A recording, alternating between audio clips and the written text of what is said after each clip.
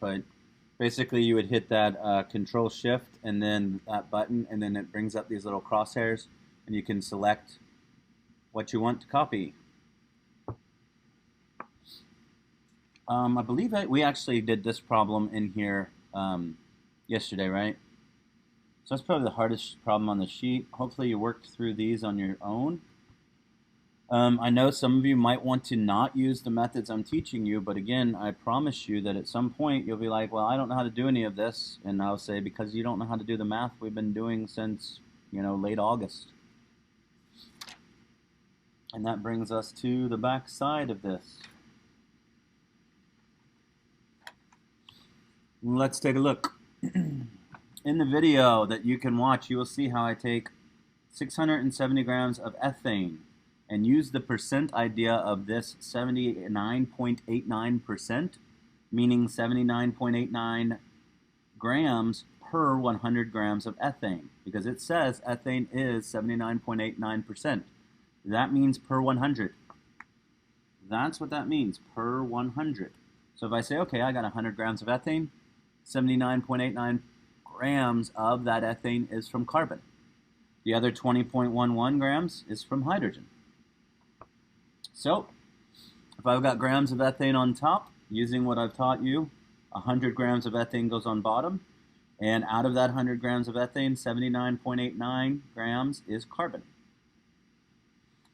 You multiply that through, and you end up getting 540 grams of carbon.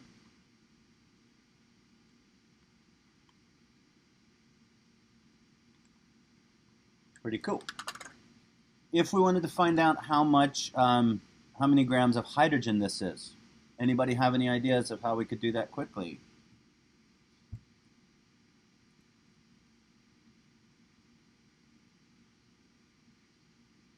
Could you just do 670 minus 540? Yeah. 670 minus 540? The answer is 130. So let's go ahead and check. 670 grams of ethane,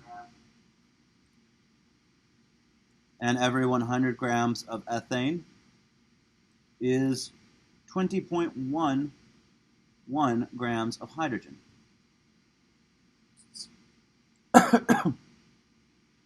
670 times 20.11 divided by 100.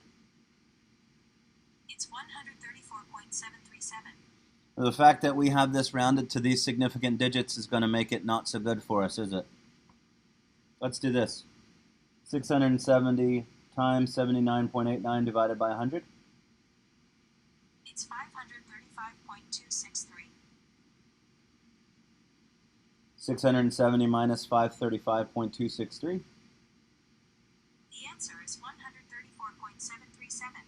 So if we had to use this 670 as two significant digits, 134.7 would round to 130 as well. It's all based on us having junk a number right here. But that's the gist of it. Another way we could do that is by taking this 540 grams. And this is the most magical way, like to see if you actually understand all of this. Look at this. If this means per 100 and this means per 100, then they are also equal to each other. 79.89 grams of carbon would also be equivalent to 20.11 grams of hydrogen. 540 times 20.11 divided by 79.89. It's about 135.9294.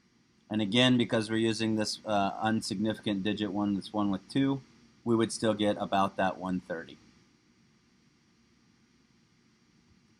That's basically all the different ways that you can use this per 100. Question? Question, Violet? I was wondering, what if we forget to, what if we forget like, what if we forget the significant digit and we accidentally make it to the wrong thing? Like, you get counted off of that on test? Yeah, anytime you don't do the significant digit thing, you would lose points. So what I would suggest is that if you were, I mean, I was just showing you with this one, but what I would suggest is do all your rounding at the end. So if you were trying to solve for both of this, don't round this until you get this. You see what I'm saying? Use the best numbers you possibly can and do all your rounding at the end. That's the trick. The only reason why we came across that is because I was trying to answer a different part with the answer I got from this problem. If we would have left at the 530, whatever it was, we would have been good.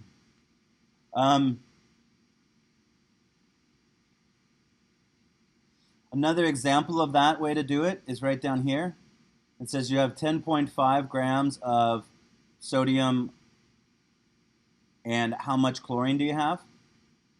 Well, every 39.34 grams of sodium will have 60.66 grams of chlorine in a 100-gram sample.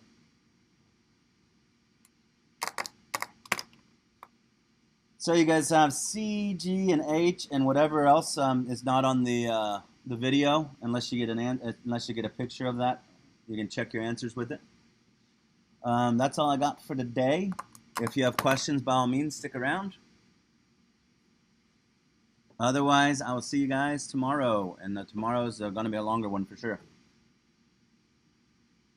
Sajida, how are you feeling? Thank you. I'm feeling good. Thanks for asking. Yeah?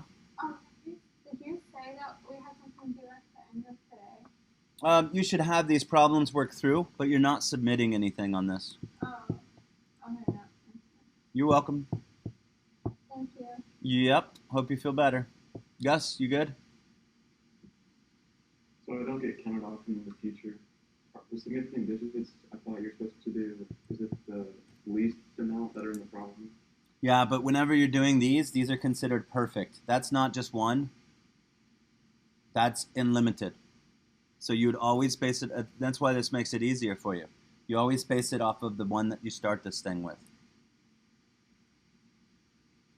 How much did you lose on that last assignment?